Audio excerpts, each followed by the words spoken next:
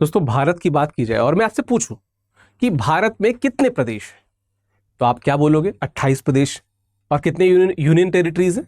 Comment box में बता देना। चलो, बात क्या है कि एक क्षेत्र भारत में ऐसा है, ठीक है, वैसे तो दक्षिण में आता है, पर जिस राज्य का भाग है उसके पूर्व में आता है, वहां पे पिछले कई वर्षों से एक अलग राज्य की मांग उठ रही है। हालांकि आप थंबनेल देख के समझ गए होंगे, पर फिर भी बहुत दिनों से एक सेपरेट स्टेट की मांग हो रही है। और जब 2014 में तेलंगाना नया राज्य बना, उसके बाद से तो ये मांग और ज्यादा बढ़ गई है। यानी कि महाराष्ट्र का जो विदर्भ क्षेत्र है, आप सूखे के कारण, तमाम किसानों द्वारा की गई आत्महत्याओं के कारण कई बार इसको चर्चा में पाते होंगे। मेरे बहुत से स्टूडेंट्स ऐसे हैं जो वर्धा विश्वविद्यालय से जुड़े हुए हैं, तो वर्धा भी उसी विदर्भ क्षेत्र में आता है। वर्धा हिंदी विश्वविद्यालय की मैं बात कर रहा हूं। 9 अगस्त, जिसको अगस्त क्रांति दिवस भी कहते हैं, भारत छोड़ो आंदोलन के रेफरेंस में एक बड़ा आंदोलन प्लान हो रहा है, जहां पे इस बात की मांग को और मुखर किया जाएगा कि विदर्भ को एक नया राज्य बनाया जाए। अब विदर्भ क्षेत्र में कौन कौन से जिले आते हैं, क्या मांगे हैं, कौन लोग मांग कर रहे हैं, राष्ट्रीय या जो बड़ी पार्टियां हैं उनकी क्या राय है, इन सभी बिंदुओं पे हम बात करेंगे। मांग बहुत पुरानी है और कई बार वो मांग वाजिब भी लगती है, स्थिति तो दयनीय है ही। हम बात करेंगे हर बिंदु पे। उससे पहले बस मैं आपको एक चीज बताता चलूं कि 12 अगस्त को जो हमारा लॉन्ग टर्म बैच है, आप यहां पे देख सकते हैं, ठीक है, इस बैच की शुरुआत हो रही है। ठीक है, इस बैच की शुरुआत 12 अगस्त से हो रही है, अगर आप यहां पे देखें तो।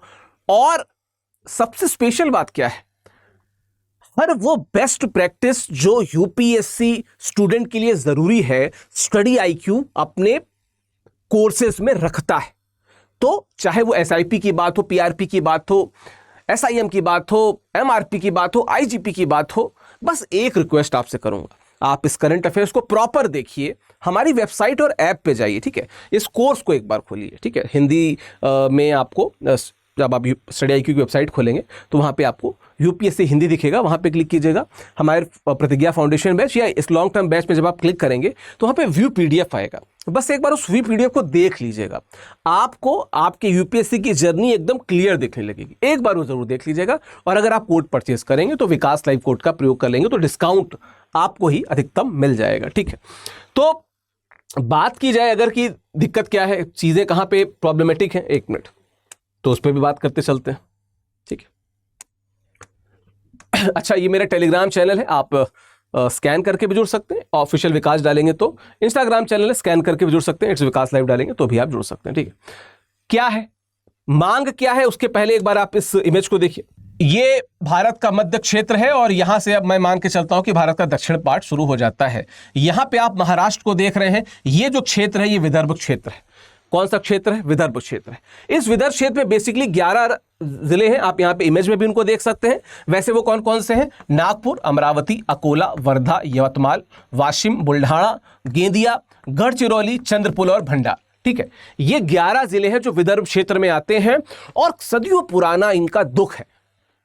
ठीक है, सदियों पुराना इनका दुख है, जहां पे अभी भी सूखे की समस्या है, अभी भी किसान आत्महत्या कर लेते हैं। बहुत दुख की बात है, भारत का जो सबसे बड़ा प्रभावी प्रबुद्ध वर्ग जो आप व्यवसाय के क्षेत्र में देखते हैं वो कृषि वर्ग है, वो लोग आत्महत्या कर रहे हैं। जिस क्षेत्र में, उस क्षेत्र को निश्चित तौर पे एक टारगेटेड अप्रोच चाहिए जो कहीं ना कहीं हमेशा से निग्लेक्टेड रहा।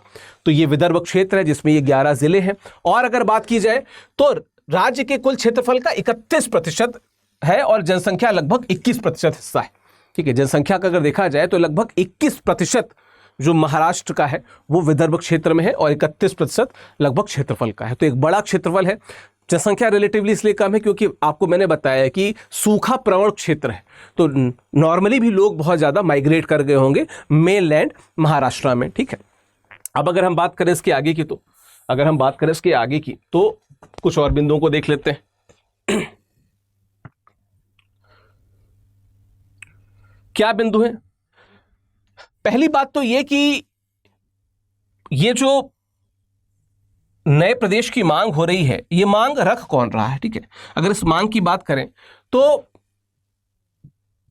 प्रमुख संगठन कौन सा है? तो जो प्रमुख संगठन है उसका नाम आपने कई बार सुना होगा, VRAS, विदर्भ राज्य आंदोलन समिति। विदर्भ राज्य आंदोलन समिति ये प्रमुख संगठन है जो विदर्भ को एक नए प्रदेश के रूप में मांग कर रहा है, जिसकी मांग को मुखरता से आगे रख रहा है। इसमें भी कुछ प्रमुख नेता हैं जिनकी बात की जाए तो सबसे पहले आपने नाम सुना होगा, पूर्व विधायक हैं, उनका नाम है वामन राव चटप साहब। ठीक है, वामन राव चटप साहब जो यहां पे इस विद्रोह का नेतृत्व कर रहे हैं। इसके अलावा आपने एक महिला नेत्री का नाम सुना होगा, रंजना ममर्डे जी, वो भी इसका नेतृत्व कर रही हैं। ये वो प्रमुख लोग हैं जो इस विदर्भ को एक नए प्रदेश के रूप में स्थापित किए जाने की मांग लगातार मुखर कर रहे हैं, जो मांग लगातार ये लोग उठा रहे हैं VRAS के नेतृत्व में। ठीक है, धरना प्रदर्शन, भूख हड़ताल, ठीक है, रास्ता रोको आंदोलन, इस प्रकार की गतिविधियों में लगातार ये संलिप्त इसलिए है कि शायद उनकी बात सुनी जाए, शायद उनकी मांग सुनी जाए और एक नए प्रदेश के रूप में विदर्भ जो है वो भारत के 29वें प्रदेश के रूप में भारत को देखने को मिले। खासकर जब तेलंगाना जैसा प्रदेश बन सकता है तो इनकी मांग है कि हमारा प्रदेश क्यों नहीं बन सकता, 11 जिले तो हैं इसमें। ठीक है, तो ये हो गए प्रमुख लोग। इसके अलावा अगर देखा जाए तो एक और समिति है जिसको हम कहते हैं नाग विदर्भ आंदोलन समिति, NVAS। ये भी मुखरता से लगी हुई है। ठीक है, ये भी मुखरता से लगी हुई है और ये भी विदर्भ को एक अलग राज्य के रूप में स्थापित किए जाने की मांग कर रही है। ठीक है, विदर्भ को एक अलग राज्य के रूप में स्थापित किए जाने की मांग ये दोनों समितियां कर रही हैं, विदर्भ राज्य आंदोलन समिति और नाग विदर्भ आंदोलन समिति। दोनों की साझा मांग है कि विदर्भ एक नया राज्य बने। हालांकि अगर मैं देखूं तो सॉफ्ट सपोर्ट भाजपा का भी है। ठीक है, इवन कांग्रेस भी थोड़ा बहुत चाहती है, लेकिन अगर आप शिवसेना की बात कर लें या आप NCP की, नेशनलिस्ट कांग्रेस पार्टी की बात कर लें, राष्ट्रवादी कांग्रेस पार्टी की, तो ये दोनों वहाँ की क्षेत्रीय पार्टियां हैं, बड़ी पार्टियां हैं, शायद से ये नहीं चाहेंगे कि महाराष्ट्र दो पार्ट में बटे। ठीक है, लेकिन अगर हम बात करते हैं तो मांग के कारण क्या है, क्यों ये मांग बढ़ रही है। ठीक है, इस मांग पे अगर हम बात कर ली जाए तो क्यों मांग बढ़ रही है, तो मांग बढ़ने के कारण क्या है, पहली बात तो जो आर्थिक विकास में असंतुलन है। ठीक है,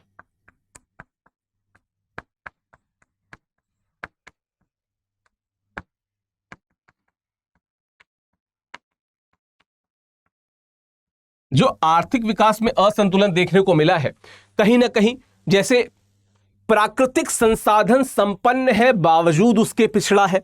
जो विदर्भ क्षेत्र है प्राकृतिक संसाधनों से संपन्न है फिर भी पिछड़ा हुआ है। मुंबई या पुणे जो पश्चिमी महाराष्ट्र के जिले हैं उनकी तुलना में अगर आप विकास गति देखेंगे तो बहुत कम। आप दो ही जिलों का नाम सुनते होंगे, यही दोनों बेसिकली। मुंबई तो खैर भारत की ऐसे भी आर्थिक राजधानी कही जाती है। ठीक है, और फिर पुणे जो दूसरी सबसे बड़ी सिटी मानी जा रही है, दोनों पश्चिमी महाराष्ट्र में पड़ते हैं, ये पड़ गए पूर्वी महाराष्ट्र में। इनको कहना है कि हमारा विकास उस सापेक्ष नहीं हो रहा है जिस सापेक्ष मुंबई और पुणे का होता है। उसके अलावा अगर देखा जाए तो जो यहाँ पे अर्थव्यवस्था बेसिकली है, बहुत कोई व्यापार बड़े बिजनेस तो है नहीं, बेसिकली यहाँ पे कृषि ही हो रही है।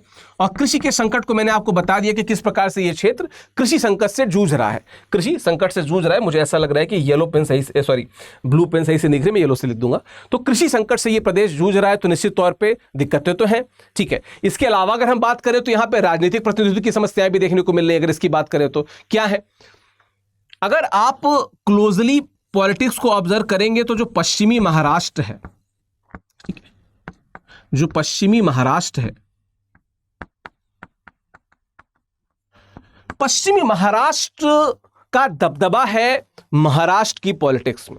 पश्चिमी महाराष्ट्र का दबदबा है महाराष्ट्र की पॉलिटिक्स में, जो आप बहुधा देखते होंगे। बड़े नेताओं के नाम आप जिनके भी नाम लेंगे, मैक्सिमम पश्चिमी महाराष्ट्र के, दो पार्टियों का मैंने नाम लिया ना, इन दोनों पार्टियों के प्रमुख नेताओं को देख लीजिए जिनको आप जानते हो। ठीक है, महाराष्ट्र के लोग तो बहुत लोग को जानते होंगे, उत्तर प्रदेश मध्य प्रदेश के लोग जिनको जानते हैं आप कैलकुलेट कर लीजिए, पश्चिमी महाराष्ट्र के होंगे। इसके अलावा जब भी नीति निर्माण की बात आती है, पॉलिसी मेकिंग की बात आती है, जो इनका कहना है, विदर्भ को हमेशा साइड लाइन कर दिया जाता है, हाशिए पे खड़ा कर दिया जाता है।